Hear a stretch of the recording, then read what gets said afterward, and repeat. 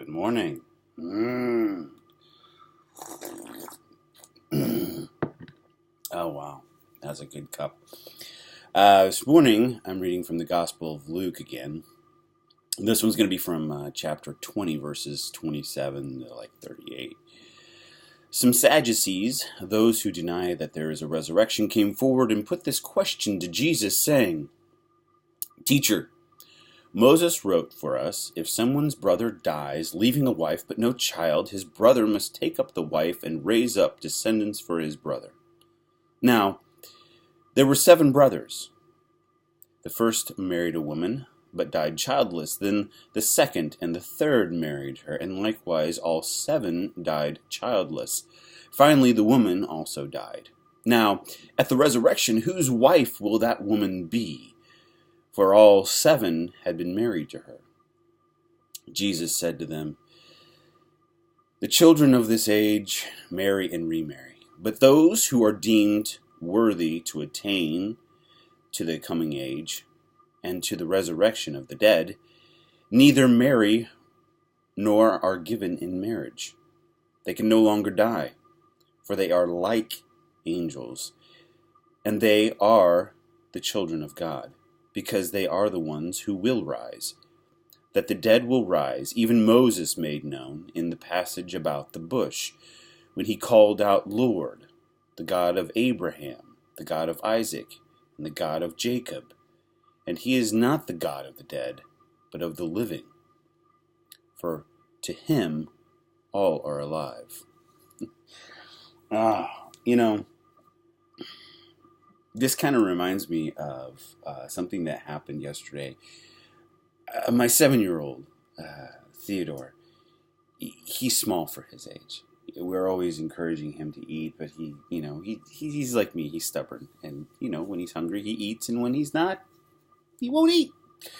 And I think partially because Theodore is so undersized, he gets babied probably a little bit more, and so it's kind of impacted his growing in kind of an emotional way. And I've been working with him on that, about how he needs to. He's actually a big boy. He's 7. He's a big boy. He needs to start acting like a big boy. And yesterday I asked him to do something. I called him, and he just completely had a meltdown.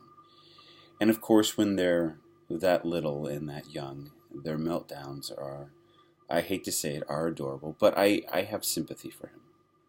And he just completely meltdown, and I couldn't even understand what he was saying, and everybody was trying to jump in, and he's trying to say this, and he's trying to say that, and I just kind of ignored them in a polite way.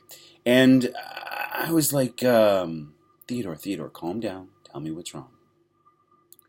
And basically the gist of it was his mother had already asked him to do one thing, then I was asking him to do a second thing, and how could someone such as him do 2 things at once?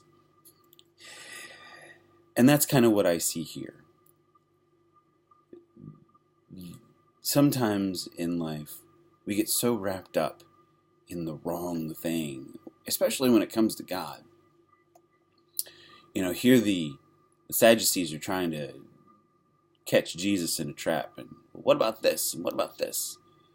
It's kind of like when you talk to someone who's militantly against Christianity or any other religion, and you talk to them about religion.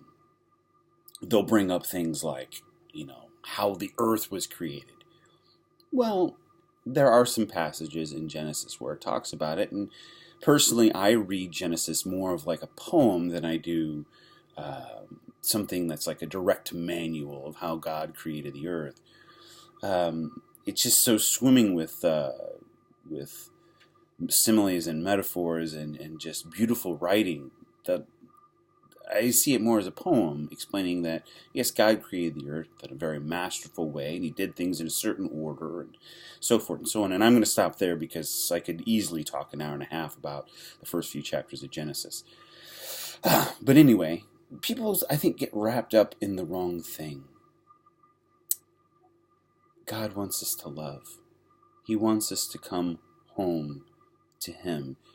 He's standing there in heaven with his arms wide open, waiting to receive us. So how do we get to heaven? We follow the path of love. God is love. We follow his path. Should we think about the big picture? Certainly. Certainly. But let's not get bogged down in the weeds. Focus on the path of love. Focus on the gospel. That's why Jesus came, after all, to make it easier for us. I mean, if you think of it, God gave the Jews 10 commandments. And through best wishes, I'm sure mostly, the Jewish law ended up containing, I've heard, somewhere between 500 and 600 laws. And I'm sure they were all very well intentioned, and I'm sure there's a reason for all of them. I'm not judging that. But we made it complicated. And so then Jesus came, and he's like, okay, wait. Slow down. 2. I'm going to give you 2. You took 10 and turned them into like 600. I'm going to give you 2 now. Love the Lord your God with all your mind, body, and soul, and strength. And love everyone you meet as you love yourself. Now the second one is dependent upon the idea that you actually love yourself. I don't know where you're at. So today, as I like to ask, how is this going to change my Sunday? Wake up and love yourself. Realize that you are a child, a unique creation of God. You are here for a purpose. You are beautiful and smart and strong, uniquely in your own way, for a purpose on this beautiful earth. 2.